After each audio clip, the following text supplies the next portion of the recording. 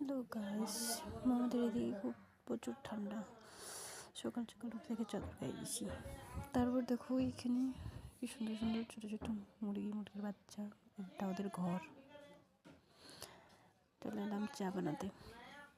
উনুনে চা বানানো হয়ে গেল। চা খেতে খেতে আমরা চা খাচ্ছি, দেখছি সকাল সকাল মামা ভাত খাচ্ছে।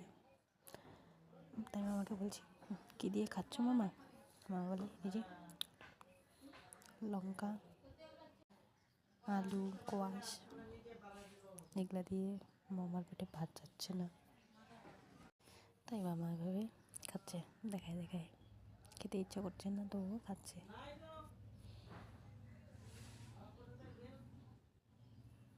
তারপর দেখো, ওই দেখো আমরা দেখতে পেলাম মিষ্টি দেখো কি সুন্দর কাপড় পরেছে।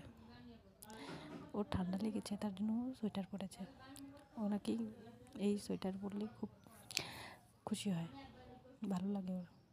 খুব রৌদ্র করেছে, তাই সোয়েটারটা খুলে দিচ্ছে ওর, গরম লাগছে বলে। মিষ্টিকে এখন ঘরেই রাখা হবে, আজকে কোথাও বাইরে নিয়ে যাওয়া হবে না, কারণ আমরা সবাই মাসির বাড়ি যাবো, তাই এখানে ওকে বেঁধে রাখা হচ্ছে। তো দেখো রেডি হয়ে গেছি মাসির বাড়ি যাওয়ার জন্য।